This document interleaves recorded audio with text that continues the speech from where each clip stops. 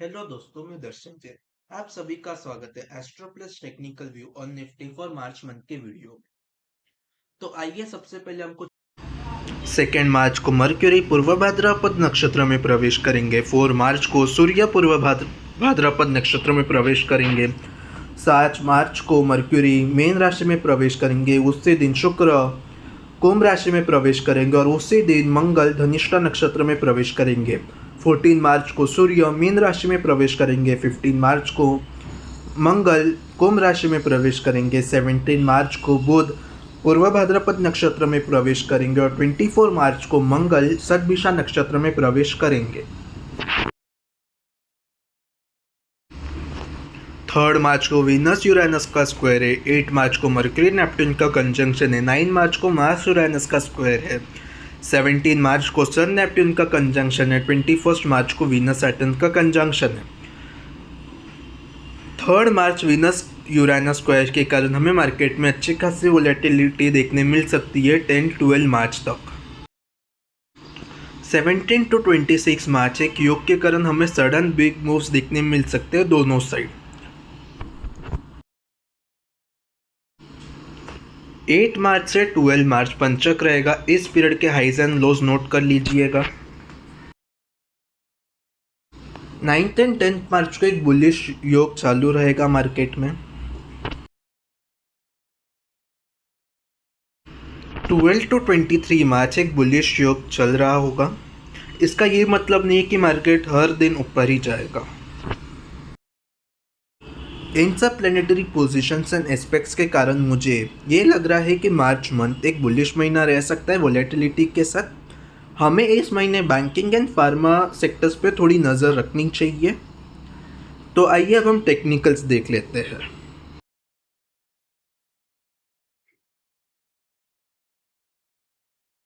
ये है निफ्टी का मंथली टाइम फ्रेम का चार्ट।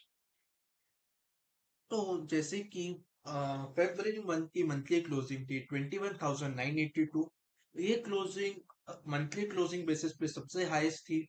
इवन अभी मार्केट लाइफ हाइस पर चल रहा है, जिसमें अब तक का हाई लग चुका है 22,420 एंड करंटली मार्केट 22,403 पर है। अभी फिर से 1 घंटे की ट्रेडिंग रिज्यूम हुई है डीआरएस सिस्टम को रिव्यू करने के लिए। तो अभी हम देख लेते हैं कि अब मंथली चार्ट क्या बोल रहा है सबसे पहले। तो अगर मैं मंथली चार्ट की बात करूं तो सबसे पहले हम ये जनवरी मंथ की एक कैंडल की बात कर लेते हैं। जनवरी मंथ में निफ्टी ने मंथली टाइम फ्रेम पर एक डोजी कैंडल बनाई थी, जिसका निफ्टी ने लो तो टच नहीं किया बट उसका हाई ब्रेक किया था, बट उसकी क्लोजिंग नहीं दे पाया था। तो अब मंथली चार्ट पर जब हम मार्च मंथ का जब मंथली क्लोजिंग होगा, एक सेकेंड, मार्च मंथ की मंथली क्लोजिंग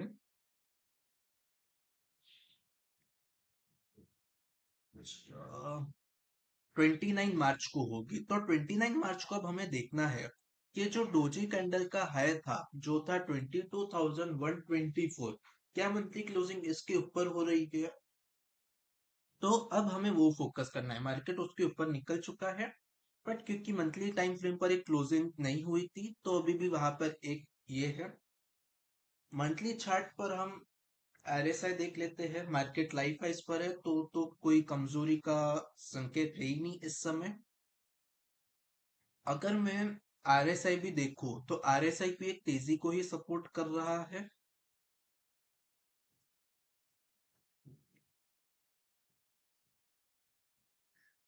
आरएसआई ने इवन ब्रेकआउट भी दे दिया है, जैसे कि हमें यहाँ पर भी देखने मिल रहा है।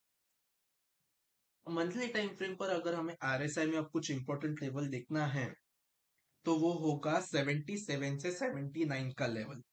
इस समय जब मैं ये वीडियो रिकॉर्ड कर रहा हूँ, तब आरएसआई मंथली टाइम फ्रेम पर चल रहा है 74.33। हमें 77 टू 79 की रेंज पर एक फोकस रखना है।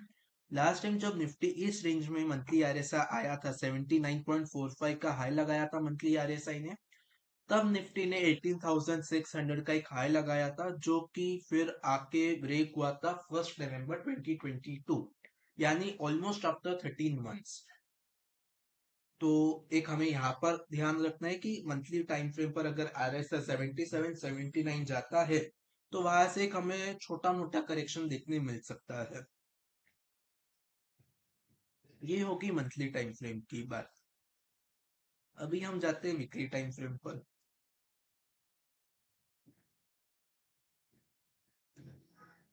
तो मार्केट एक मोटा मोटी 1 2 3 4 5 6 हफ्ते का कंसोलिडेशन मार्केट ने किया था। 22,150 से लेके 22,100, 1,000 पॉइंट के बीच में निफ्टी या 6 वीक्स था। एंड अभी इस पिछले हफ्ते निफ्टी ने वो उस रेंज को ब्रेक करके ऊपर क्लोजिंग दी। एंड इस हफ्ते में हमें एक फॉलो अप मूव देखने मिला। अगर आपने मेरा लास्ट मंथ का वीडियो देखा था तो ये मैंने ड्रॉ करके बताया था। इसके फेलियर पॉइंट, इसके टारगेट्स वगैरह हमने सब डिस्कस किए थे। तो ये पैटर्न एक एक्टिव हो चुका है। अब अगर मार्केट नीचे आती है तो अब इसका फेलियर पॉइंट हो जाएगा 21,680 ऑन वीकली क्लोजिंग बेसिस। अगर निफ्टी 21,680 के नीचे किसी भी रीजन से वीकली क्लोजिंग दे देता है तो ये फ्लैग एंड पोल का जो टारगेट था वो कहीं ना कहीं पैटर्न था वो फेल हो जाएगा। तो एक चीज ध्यान में रखनी है।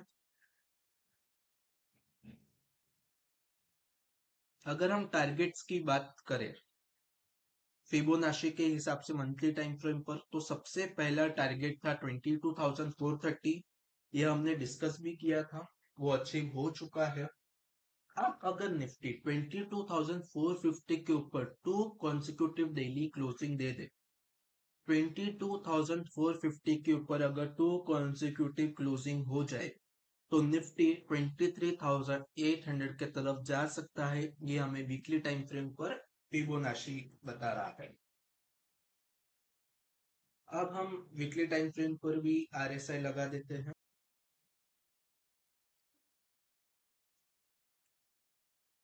अब बहुत से लोगों को ये लगेगा कि ये यहाँ पे एक RSI डाइवर्जेंस फॉर्म हो रहा है RSI में। बट मैं इसको इनवैलिड बोलूंगा कि ये RSI डाइवर्जेंस इनवैलिड है। ये मैं क्यों बोल रहा हूँ, मैंने एक RSI का वीडियो अपलोड किया हुआ है अपने चैनल पर। अगर आपने वो वीडियो देखा होगा तो आपको इसका रीजन पता होगा कि ये इनवैलिड क्यों है। अगर आपने वीडियो अब तक नहीं देखा है तो मैं लिंक डिस्क्रिप्शन बॉक्स में दे दूंगा। आप वहां से जाके वो वीडियो जरूर देखिए अगर आपने अब तक नहीं देखा है तो। एंड अगर आपने देखा है ना आप भूल गए हो तो फिर से रिवाइज कीजिए क्योंकि ये बहुत इंपॉर्टेंट है। अब जैसे कि हमने थोड़ी देर पहले डिस्कस किया था कि निफ्टी ये 6 वीक से कंसोलिडेट हुआ था 1,000 पॉइंट की रेंज में, जहां पे Nifty majority of time 500 to 600 points के अंदर खेला था। वही 500 600 पॉइंट्स का अपमूव फिर वहां से रेंज से लोअर एंड पे आता था। तो इसके कारण ये जो साइडवेज मार्केट थी उसके कारण ये डाइवर्जेंस फॉर्म हुआ है। अब RSI का फुल फॉर्म क्या है, रिलेटिव स्ट्रेंथ इंडेक्स। तो वो हमें क्या दिखाता है, स्ट्रेंथ दिखाता है कि रैली जो चल रही है या जो डाउन मूव चल रहा है उसमें स्ट्रेंथ कितना है। क्योंकि 6 वीक्स तो निफ्टी कहीं गया ही नहीं, एक ही रेंज में था। तो स्ट्रेंथ कब हो सकती है, जब मार्केट रैली करे या फिर हमें एक अच्छा खासा डाउन साइड दे, तब स्ट्रेंथ होती है मार्केट में। तो वो तो स्ट्रेंथ होती नहीं साइडवेज मार्केट में। तो इसीलिए वो अब हमें ये RSI डाइवर्जेंस दिख रहा है एंड इसी रीजन से इनवैलिड है क्योंकि मार्केट 6 वीक्स साइडवेज था। तो अगर हम बात करें तो वीकली चार्ट भी बुलिश है। अब वीकली चार्ट ये बोल रहा है कि अगर निफ्टी 22,450 के ऊपर टू कॉन्सिक्यूटिव क्लोज दे दे तो all the gates are open for 23,000 23,500। एक तरफा मूव नहीं होगा, बीच में मार्केट कंसोलिडेट भी होगा। थोड़ा मोटा 200 300 400 पॉइंट का करेक्शन भी हमें देखने मिल सकता है बीच बीच में। बट अब वीकली टाइम फ्रेम बोल रहा है कि कोई मेजर मंदी इतने जल्दी नहीं आनी। अगर हम ध्यान से नोटिस करें तो ये जो 23 जैन 2024 की कैंडल थी, इसके बाद निफ्टी ने अपने प्रीवियस वीक का लो तक ब्रेक नहीं किया है। एक यहाँ पे ब्रेक किया था 12 फेब 2024, अपना प्रीवियस वीक का लो ब्रेक किया था। बट क्लोजिंग फिर से ऊपर दे दी। अगर आपने मेरे वीडियोस बहुत पहले से देखे हुए हैं तो ये पॉइंट पे बहुत हमेशा से बोलते हो कि वीकली क्लोजिंग में वीकली चार्ट में वीकली क्लोजिंग बहुत इंपॉर्टेंट होती है। तो यहाँ पे भी ब्रेक हुआ बट क्लोजिंग नहीं दी। तो मार्केट ने को पॉजिटिव मोमेंटम कहीं ना कहीं बनाना ऑलरेडी चालू कर दिया था एंड अब हमें कच्चा खासा मूव देखने मिल रहा है।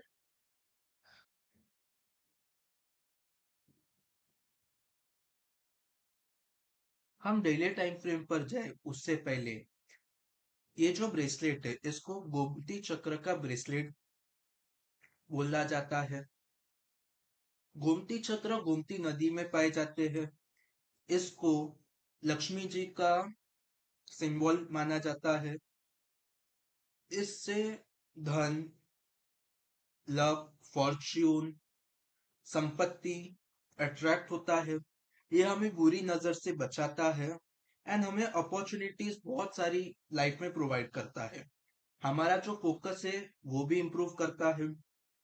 सबसे बेस्ट टाइम अभी जो आ रहा है वो है महाशिवरात्रि के दिन कि हम इसको अपने हाथों में पहन एंड ये अभिमंत्रित होगा। तो आप इसको सिर्फ 555 रुपीज में ऑर्डर कर सकते हो। तो ये मैं लिंक डिस्क्रिप्शन बॉक्स में दे दूंगा, तो आप वहां से ऑर्डर कर सकते हो। तो अब हम डेली टाइम फ्रेम का चार्ट देख लेते हैं। हमने अभी जो वीकली टाइम फ्रेम में डिस्कस किया मोटा मोटा वही यहाँ पर भी है। 6 हफ्तों का कंसोलिडेशन। यहाँ पर भी आपको एक RSI डाइवर्जेंस देखने मिल गया। इसका रीजन मैंने अभी जस्ट एक्सप्लेन किया कि ये RSI डाइवर्जेंस क्यों है। बट अब यहाँ पे एक इंटरेस्टिंग चीज है। अब अगर मैं RSI की बात करूं तो ये एकदम ट्रेंड लाइन के पास है। यहां से अगर ये क्रॉस हुआ, अगर RSI ने इस ट्रेंड लाइन को क्रॉस किया तो हमें मार्केट में कच्ची खासी तेजी देखने मिल सकती है। ये RSI का चार्ट बोल रहा है। बाकी हमने जो भी वीकली टाइम फ्रेम पर टारगेट डिस्कस किया वही रहेंगे। अब मैं एक, क्योंकि हमने ऊपर के टारगेट्स तो डिस्कस कर ही लिए हैं, एक अभी मैं इंपॉर्टेंट सपोर्ट जोन्स भी हम डिस्कस कर लेते हैं। तो सबसे पहला अब इम्पोर्टेंट सपोर्ट होगा 22,280 से लेके 22,300 का एक पहला इंपॉर्टेंट सपोर्ट है। दूसरा इंपॉर्टेंट सपोर्ट है 22,220 का। एंड उसके बाद अगर वो 22,220 इतना इजीली ब्रेक नहीं होना है अब, बट अगर किसी रीजन से ब्रेक हो गया तो उसके बाद इंपॉर्टेंट लेवल होगा 22,110। ये तीन इंपॉर्टेंट सपोर्ट रहेंगे मार्च महीने के लिए। अब ऊपर के टारगेट्स की हमने बात कर ली है। तो आशा करता हूँ कि वीडियो आपको पसंद आया हो तो लाइक एंड शेयर जरूर कीजिए। एंड अगर आपने अब तक चैनल को सब्सक्राइब नहीं किया है तो सब्सक्राइब कीजिए एंड बेल नोटिफिकेशन को ऑन कीजिए ताकि फ्यूचर के अपलोड के नोटिफिकेशन आपको मिल सके।